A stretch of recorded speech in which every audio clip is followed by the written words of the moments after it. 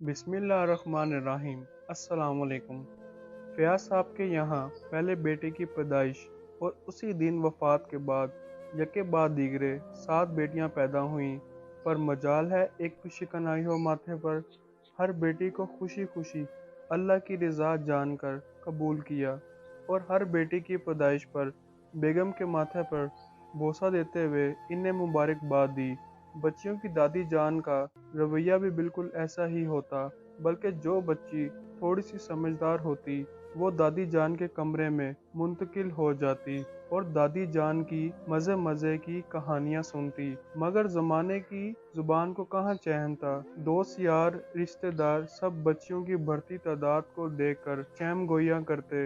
एक ना दो, पूरी 7। फयाज साहब तो गए काम से। दोस्त लोग अक्सर कहा करते, भाई फयाज 7 बेटियां हैं, कैसे संभालोगे, कैसे ब्याओगे? तुमने तो बुढ़ापे में अपने कंधे का बोझ बढ़ा लिया, अब तुम्हारा क्या बनेगा? फयाज साहब का एक ही जवाब होता, जिस अल्लाह ने नवाजी हैं वही आगे का भी बंदोबस्त करेगा। और फिर पहले बेटी के बालिग होते ही रिश्ते आना शुरू हो गए और अल्लाह की शान के रिश्ते भी ऐसे जो सिर्फ बेटियों के तालिब थे, जहेज के नहीं।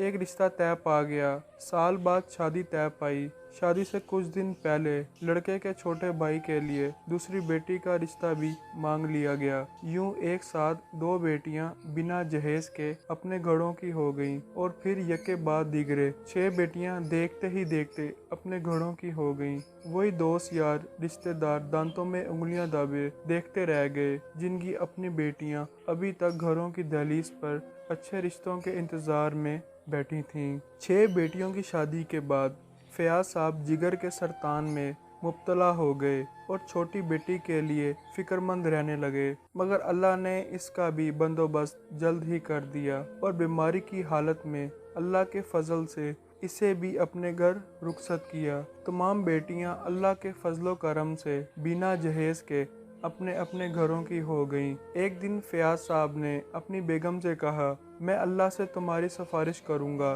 तुम बहुत अच्छी बीवी और अच्छी माँ रही, तुम्हें अपने साथ जन्नत में ले जाऊंगा।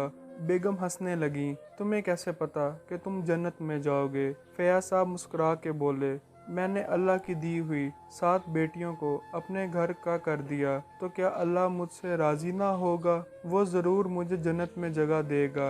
और आखिरी बेटी की शादी के चंद दिन बाद उनका इंतकाल हो गया। जब उनकी मैयत हॉस्पिटल से घर लाई जा रही थी तो अचानक आसमान से पानी के कतरे गिरने लगे, जबकि आसमान पर बादल का एक टुकड़ा भी नहीं था और मैयत कब्र के हवाले करने तक जिस्म गर्म और नरम था, अकड़ा नहीं था। सुभान अल्लाह। खुदारा बेटियों को बोझ समझना छोड़ दें। बेटियां बोझ सिर्फ उनके लिए ही बनती हैं जो इन्हें बोझ समझते हैं। अल्लाह पाक सब बहन बेटियों को अपने अपने घरों में आबाद व शाद रखे, आमीन। अगर आपको हमारी कहानी पसंद आई है तो वीडियो को लाइक करें और शेयर करें। मिलते हैं अगली कहानी के साथ। अल्लाह हाफिज़।